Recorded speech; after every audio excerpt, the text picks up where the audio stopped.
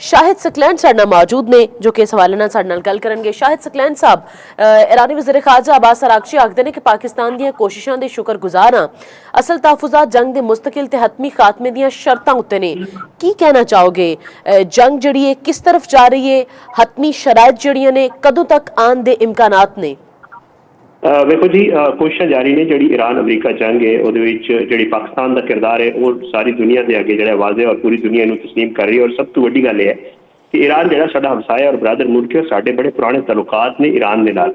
ज़ाहिरी गल है ये तल्लुकात जो है वो ईरान के पाकिस्तान के दुश्मनों को जो है वो अच्छे नहीं लगते। और तो ईरान अमरीका मामला शुरू है, पाकिस्तान का जो पॉजिटिव मुस्बत और बेहतरीन जो किरदार है उन्होंने जो पूरी दुनिया तस्लीम कर रही है। और कोशिश की जा रही है पाकिस्तान के जितने भी खिलाफ लोग ने, जितने भी पाकिस्तान के दुश्मन ने, उन्होंने कोशिश है कि किसी तरीके पाकिस्तान के खिलाफ जो है प्रोपेगेंडा किया जाए। और सब तो बड़ा जो है वो भारत का हथ है। और नाल कुछ अमरीकी मीडिया ने भी जो है पिछले दिनों में कुछ इस किस्म का किरदार अदा किया है। अमरीकी मीडिया की तरफ उन्हें खबर दी गई थी कि जी ईरान ने इनकार कर दिता है कि जी वो पाकिस्तान जाकर मुज़ाकरात नहीं करना चाहता और वो जड़ा है शायद हुण तुर्की दे विच कोई मुज़ाकरात होणगे। लेकिन इस गल की बाकायदा तौर पर जो वजाहत कर दी है ईरानी वज़ीर ख़ारजा जनाब अब्बास अराग़ची साहब ने। उन्होंने अपने ट्विटर हैंडल उत्ते बड़ा जबरदस्त एक ट्वीट किया और उन्होंने अपना जो बयान जारी किया उन्होंने लिखा है कि ईरान ने कदे भी इस्लामाबाद जाने से जो मुज़ाकरात का हिस्सा बनने तो इनकार नहीं किया। उन्होंने जड़ा है ये कहा कि जे मगरबी जितने भी स्टोरी चल रहे हैं ये सारे मनगढ़ंत ने और असी इन्हां दी मजम्मत करते हैं। लेकिन नाल नाल जी सब तो बेहतरीन जी उन्होंने कब किया, थले उन्हें एक वीडियो लाई है अपने जो एक्स की उन्होंने बयान है वो थले जी वीडियो है वो जोड़े ईरानी लोग ने उन्होंने पाकिस्तान के जोड़े वो झंडे ले हुए हैं और उन्होंने जो बैनर जो प्ले कार्ड उठाए रखे हैं उन्होंने लिखा है पाकिस्तान।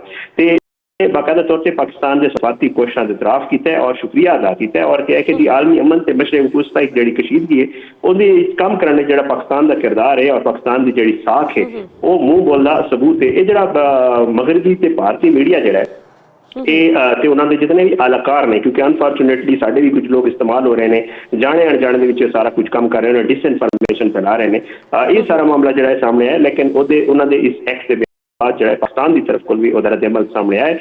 जोड़े साढ़े नायब वज़ीर आज़म ने वज़ीर ख़ारजा जनाब सागदार साहब उन्होंने भी शुक्रिया अदा किया और उन्होंने भी हक अदा किया और उन्होंने लिखा है कि जी असी दिल तो शुक्रगुजार हाँ अब्बास अराग़ची साहब की तरफ को वजाहत दे। और नाल उन्होंने ये भी उन्होंने वास्ते जो अल्फाज लिखे ने कि मेरे अजीज भाई।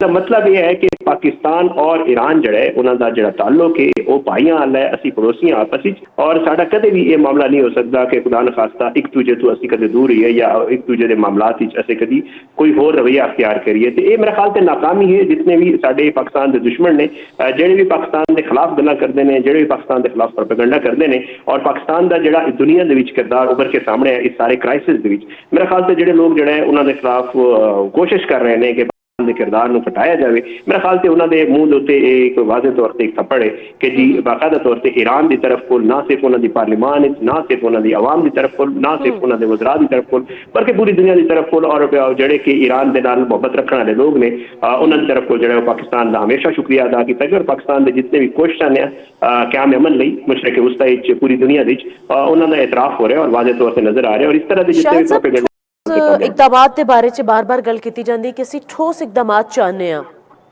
कदों तक इम्कानात ने और तुहानूं की लगता है कि ठोस इकदामात होणगे भी या नहीं?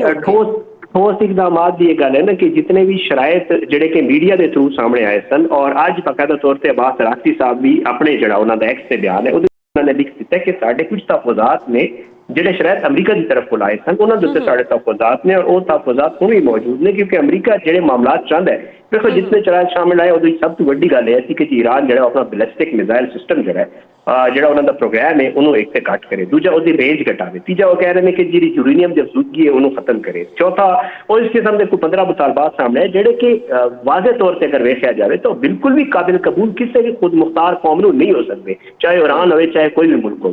क्योंकि ईरान अपने लोगों की भलाई लिए कुछ भी कर सकता है, वो जोड़ा है पुरअमन यूरेनियम मसूदगी है जितनी एक लिमिट है उदे तक वो कर सकता है। वो अपना बैलिस्टिक मिसाइल प्रोग्राम जारी रख सकता है। हर खुद मुख्तार मुल्क का हक होता और किसी मुल्क में हक नहीं होता कि किसी दूसरे मुल्क की खुद मुख्तारी जाके इंटरफेयर करे या वो कहे कि जी मेरी वजह से सारा कुछ होना चाहिए।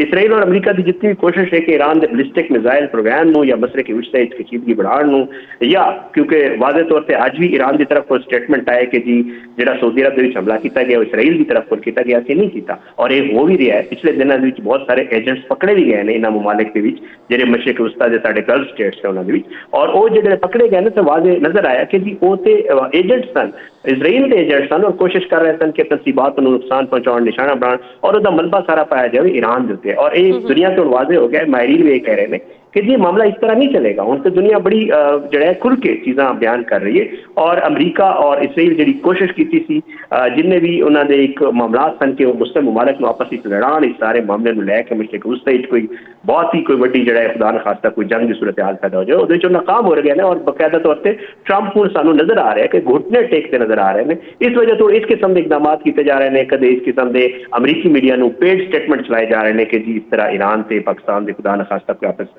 सफारती मसला होया है या कह रहे हैं कि जी असं नहीं जाने वास्ते तैयार पाकिस्तान इस सानू कोई मसला है जान से मैं असी भी मेरे ख्याल से बहुत ही जबरदस्त काम किया गया है अब्बास अरागची साहब की तरफ को और उन्होंने भी सानू शुक्रिया अदा करना चाहिए कि जी बेहतरीन काम किया। उन्होंने वादे कर दिता कि जी कोई ऐसी गल नहीं असी तो जाने वास्ते तैयार हाँ असी मुज़ाकरात तो कदे इनकार नहीं किया। पाकिस्तान साडा ब्रदर मुल्क है असी आपस में भाई हाँ और जोड़े भी इस किस्म की गल्लां कर रहे हैं साडे दुश्मन ने और प्रोपेगेंडा कर रहे हैं। मैं मेरे ख्याल से बड़ी क्लियर वाजे पैगाम है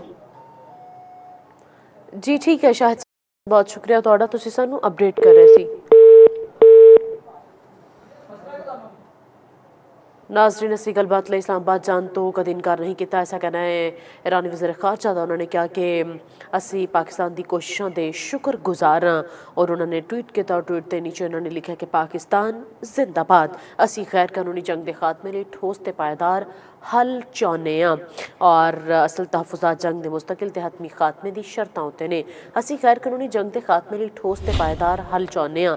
असी मुज़ाकरात वास्ते इस्लामाबाद जान तो कभी भी इनकार नहीं किया। ईरानी वज़ीर ख़ारजा ने ट्वीट के आखिर विच पाकिस्तान जिंदाबाद लिखिया। अपडेट कर रहे हैं इस खबर के हवाले नाल अपडेट करते जाइए। ईरानी वज़ीर ख़ारजा ने ट्वीट किया। ट्वीट के आखिर में लिखा पाकिस्तान जिंदाबाद। उन्होंने कहा कि असी कभी भी इस्लामाबाद जान तो इनकार नहीं किया।